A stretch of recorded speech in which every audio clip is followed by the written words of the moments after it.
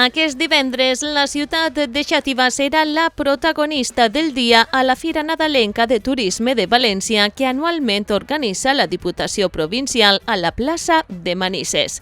Aprofitant la presència en aquesta cita, es presentaran els diversos atractius que ofereix la capital de la Costera per als turistes durant les festes de Nadal i Reis, destacant la programació especial d'actes, així com el popular Betlem Monumental, amb figures a escala humana realitzades per artistes fallers locals com José Martínez Moya, Xavier Herrero o Manuel Blanco Climent.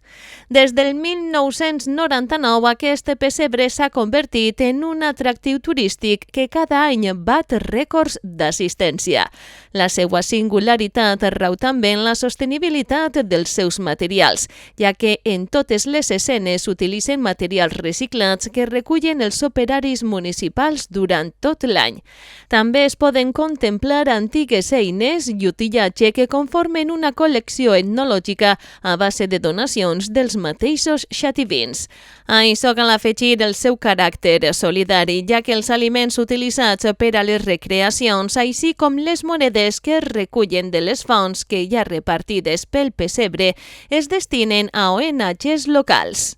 D'altra banda, s'aprofitarà la presència a la Fira Valenciana per promocionar el joc L'Enigma dels Borja, un altre atractiu d'aquest Nadal per visitar a Xàtiva. De fet, atesa la bona acollida de la iniciativa, la Regidoria de Turisme ha decidit mantenir-la en funcionament durant tot l'any.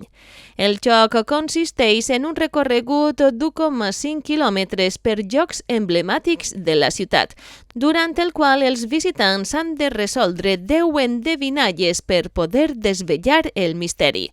Una forma diferent i divertida que busca promoure el turisme familiar i entre els més joves, ja que la dinàmica es desenvolupa a través de la pàgina web www.lenigmadelosborja.com, on cal anar resolent les diferents proves.